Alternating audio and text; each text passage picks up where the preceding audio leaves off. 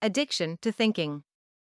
Randall sought my help because he was stuck being miserable and had no idea how to get out of his misery. In his life he had experienced moments of great joy and sense of oneness with all of life, but those moments were infrequent. He wanted more of those moments but had no idea how to bring them about. Randall is an extremely intelligent man, but in some ways he was using his own intelligence against himself. The problem was that when Randall did have those brief moments of true connection, he immediately went into his mind to try to figure out how it happened. The moment he went into his mind, he lost the connection that he so desperately desired. The reason Randall went into his mind was that, as much as he wanted the joy of deep spiritual connection, he wanted something even more than that: control over that connection. Randall's ego-wounded self believed that he could control the connection with spirit with his intellect. If only he could figure it out, then he could control it.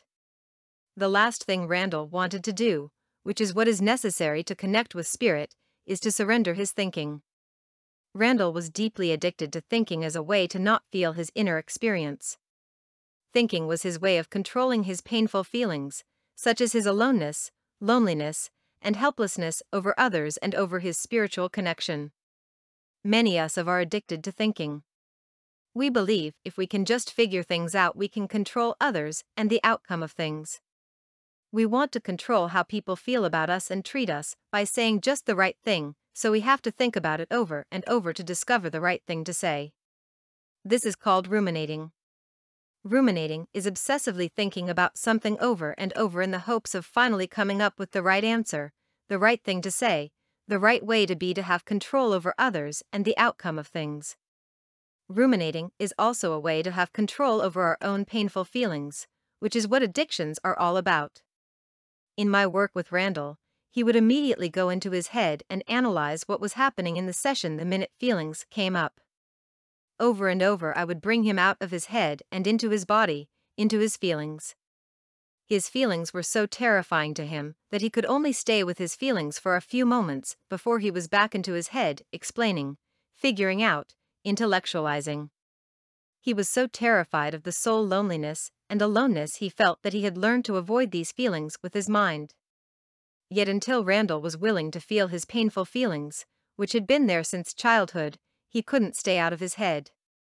As long as his intent was to control his pain rather than learn from it, he would not be able to move into the spiritual connection he so desired. The purpose of all of our addictions are to avoid pain, especially the deep soul loneliness that we all feel in this society. The problem is that our disconnection from our feelings, which is our inner child, creates aloneness as well. Our feeling self, our inner child, is left alone inside with no one to attend to the painful feelings.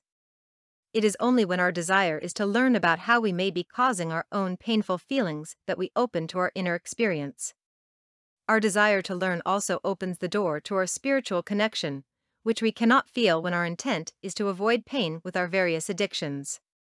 It took Randall many months to be willing to feel his painful feelings, but he discovered that when he finally had the courage to feel them, it was not as bad as he thought. In fact, when he was no longer abandoning his inner child by going into his addictive thinking, he no longer felt alone within. Connecting with himself allowed him to connect with spirit more and more of the time. Rather than getting there through thinking and trying to control it, he was getting there by being present in the moment with his inner experience, surrendering to the moment.